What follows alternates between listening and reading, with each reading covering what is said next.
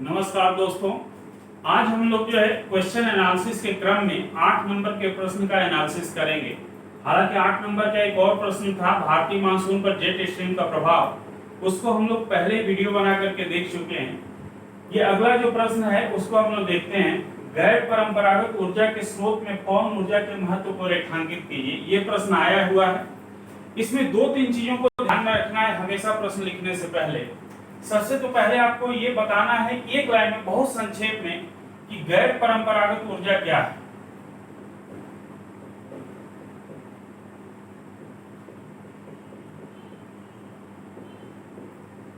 सबसे पहले ये आपको बताना होगा एक लाइन में बेहद संक्षेप में कि गैर परंपरागत ऊर्जा क्या है। इसके बाद से आपको ये बताना होगा कि गैर परंपरागत ऊर्जा में पवन ऊर्जा की वर्तमान में भारत में क्या स्थिति है। पवन ऊर्जा की वर्तमान में स्थिति क्या है, क्योंकि जब तक स्थिति आप बताएंगे नहीं इसके महत्व को रेखांकित नहीं कर सकते हैं, क्योंकि प्रश्न पर्याप्त स्पेस दिया हुआ है। तो यहाँ पर स्थिति बताना है और स्थिति में जो है कि हम मैप के थ्रू जरूर दिखाएंगे। और तीसरे स्तर पर जो है कि हम इसके महत्व को रेखांकित करेंगे कि वास्तव में इसका महत्व क्या है। इन 3 बिंदुओं को ध्यान में रख करके हमको प्रश्न का उत्तर देना है। तो आइए देखते हैं गैर परंपरागत उसे कहते हैं। गैर परंपरागत ऊर्जा से आशय उन ऊर्जा जिसका नवीनीकरण किया जा सकता है, अर्थात जिसका पुनर्चक्रण हो सकता है। इस प्रकार से पवन ऊर्जा भी गैर परंपरागत ऊर्जा का उदाहरण है। बस आपको एक लाइन में ये डिफाइन करना है कि गैर परंपरागत ऊर्जा क्या है। इसके बाद आ जाते हैं कि पवन ऊर्जा की वर्तमान स्थिति क्या है। तो अगर हम देखें भारत में पवन ऊर्जा की जो क्षमता है गैर परंपरागत ऊर्जा में, पवन ऊर्जा की क्षमता गैर परंपरागत ऊर्जा में कुल 6% है। लेकिन वर्तमान में जो उत्पादन की स्थिति है ये लगभग 1.6% जो है कि गैर परंपरागत ऊर्जा में पवन ऊर्जा की हिस्सेदारी है। इसके बाद ये जो 1.6% का जो हिस्सा है ये वास्तव में पूरे विश्व में भारत को पवन ऊर्जा के मामले में जो है कि 5वां स्थान दिलाता है। अर्थात भारत जो है कि विश्व में पवन ऊर्जा उत्पादन में 5वां स्थान रखता है। भारत में भी अगर हम देखें तो कौन कौन से राज्य पवन ऊर्जा के क्षेत्र में अग्रणी हैं, इसमें विशेष करके अगर देखा जाए तो तमिलनाडु, महाराष्ट्र, गुजरात, राजस्थान के 4 राज्य ऊर्जा उत्पादन में काफी अग्रणी हैं। लेकिन इनको मैप बना करके हमको दिखाना है। आप एक मैप यहाँ बनाएंगे छोटा सा,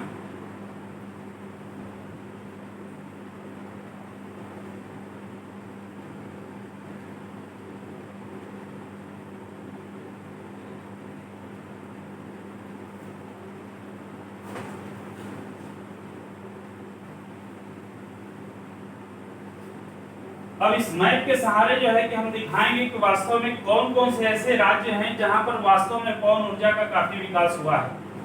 तो अगर हम पवन चक्कियों की बात करें, क्योंकि पवन चक्की के माध्यम से ही पवन ऊर्जा का उत्पादन होता है, तो एक तो ये तमिलनाडु है,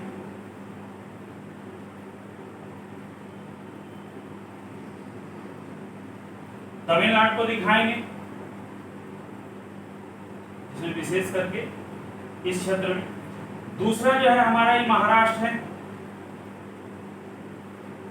यहां पवन ऊर्जा का विकास काफी हुआ है।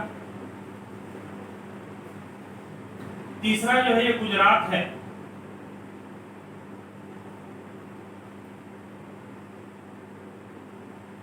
गुजरात में पवन ऊर्जा का विकास काफी हुआ है। और ये चौथा जो है हमारा ये राजस्थान है, यहां भी पवन ऊर्जा का विकास काफी हुआ है। तो आपको मैप के सहारे जो है ये बताना है कि पवन ऊर्जा जो है भारत में कहां-कहां अधिकांशतः जो है विकसित हुई है, जिसमें तमिलनाडु, महाराष्ट्र, गुजरात और राजस्थान है। अगर हम चाहें तो इसको यहाँ पर आंकड़े के हिसाब से दिखा सकते हैं कि जैसे अगर देखा जाए तो तमिलनाडु का योगदान जो है पूरे भारत में पवन ऊर्जा के उत्पादन में अगर देखा जाए तो तमिलनाडु का योगदान 40.42% है। इसी प्रकार से महाराष्ट्र का योगदान 16.45 है, सब प्रतिशत में है। गुजरात का योगदान लगभग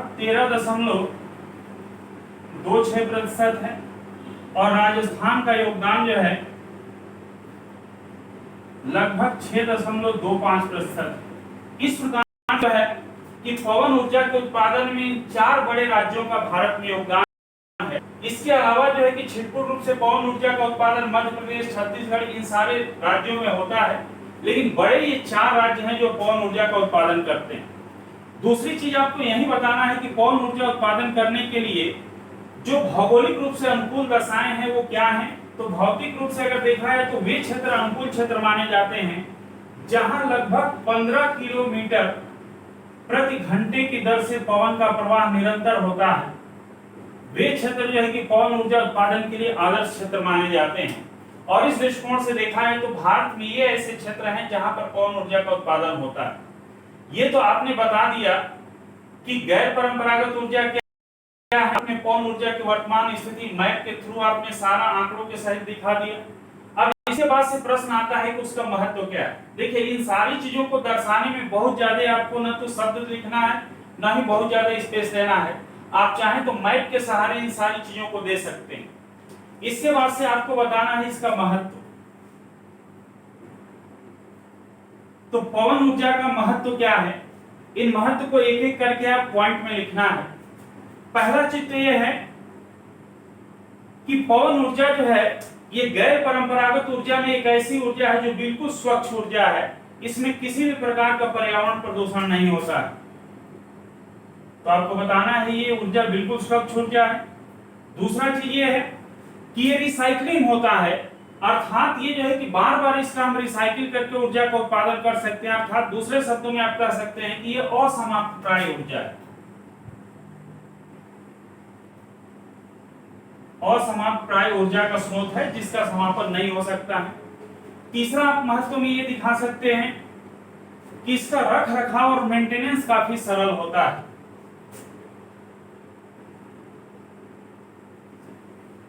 रख रखाव काफी सरल होता है क्योंकि बहुत ज्यादा इस पे खर्चा नहीं आता है। चौथा चीज आप ये बता सकते हैं कि यह स्थान काफी कम घेरता है। क्योंकि इसको लगाने में एक पवन चक्की एक पाइप के सहारे हम लगाते हैं, नीचे टरबाइन होता है जिसके कारण जो है को टरबाइन चलने से विद्युत उत्पन्न होता है। ऐसी स्थिति में स्थान काफी कम घेरता है। पांचवा इसका बड़ा चीज क्या है कि इसमें जो है वास्तव में लागत भी उतनी ज्यादा नहीं आती है। लागत भी काफी ठीक ठाक रहता है, अनुकूल रहता है, जिसके कारण हम उत्पादन आसानी से कर सकते हैं। छठवां इसका महत्व यह है कि ये ऊर्जा जो है वास्तव में उन क्षेत्रों में हम इसको लगा सकते हैं। विशेष करके भारत में ये ऐसे क्षेत्र हैं जहां पर तेल तो मुंबई में पाया जाता है, राजस्थान में, गुजरात में भी तेल पाया जाता है, लेकिन तमिलनाडु में अगर देखा जाए तो तेल नहीं पाया जाता है। ओवरऑल अगर हम देखें तो भारत में तेल का आयात यानी भारत का लगभग जो है कि 60 से 70% जो है कि आवश्यकता आयात पर ही निर्भर करता है। तो ऐसी स्थिति में पवन ऊर्जा एक बेहतर विकल्प साबित हो सकता है। तो महत्व के रूप में आपको ये भी बताना है कि जहां पर खनिज तेल या पेट्रोलियम संसाधन हमारे यहाँ कम है, वहां पवन ऊर्जा जो है कि प्रकृति के द्वारा दिया हुआ एक। इसके अलावा जो है कि आप सातवां महत्व ये दिखा सकते हैं कि पवन ऊर्जा जो है कि हमारी जो है कि जो निरंतर हवा चल रही है उसके अकॉर्डिंग भी जो है कि इन क्षेत्रों में हम बड़े पैमाने पर पवन ऊर्जा लगा सकते हैं। इस प्रकार 6-7 पॉइंट आप महत्व को डिस्क्राइब कर सकते हैं और बाकी ये सारी चीजों को मेंशन करके अगर लिखेंगे तो एक अच्छा प्रश्न का उत्तर संतुलित हो सकता है। धन्यवाद।